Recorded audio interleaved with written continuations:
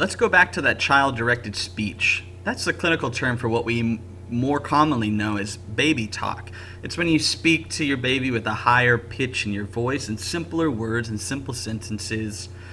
The merits of baby talk are actually debated, but what is not debated is the fact that talking to a child in this way does capture their attention. And so anytime your child has your attention when speaking, language on some level is being acquired.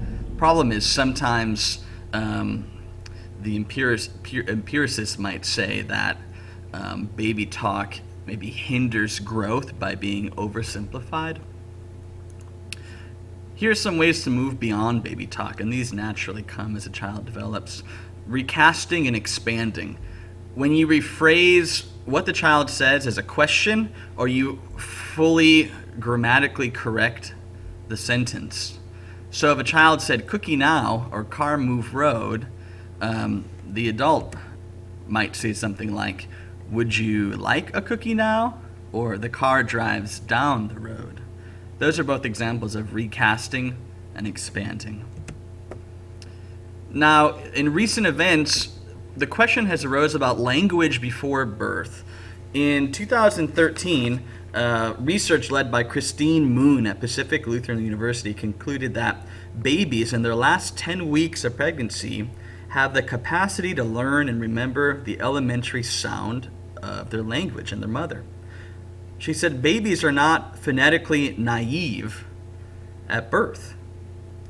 This goes against a long-held belief that babies are born as blank slates. Now, knowing what we know about the fact that babies in the womb can listen to music and rhythm and remember it after birth, Dr. Marianella Casala at Cornell University, she runs an infant studies laboratory, or baby lab as she calls it.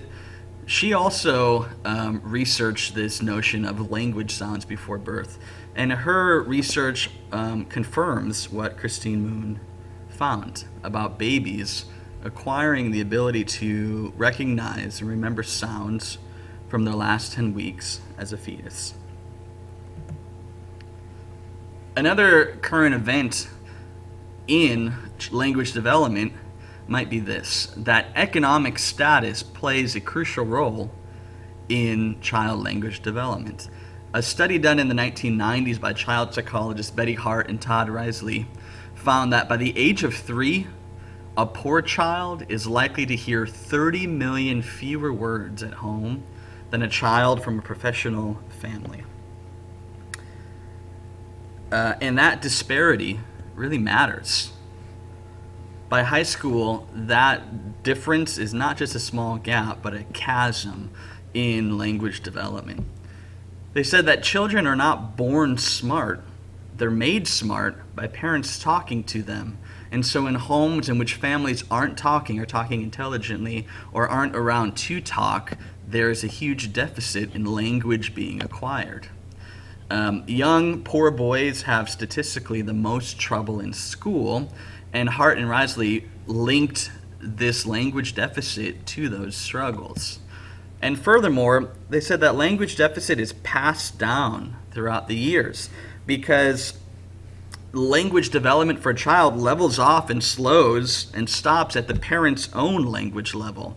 And so if a parent has a low language level and has a child, their language development is lower as well. And you can see this is a snowballing effect through the years if the language level never increases. Tina Rosenberg was recently writing about this in the New York Times in an article, The Power of Talking to Your Baby. And this is one of her conclusions. She was arguing for a policy change in response to what President Obama laid out in his State of the Union about compulsory education for toddlers to get them ready for school and not wait to school to start. She said, we can remediate 5 or 6-year-olds, or we can get it right from birth. And believe me, the remediation doesn't work so well. That's just a thought to consider.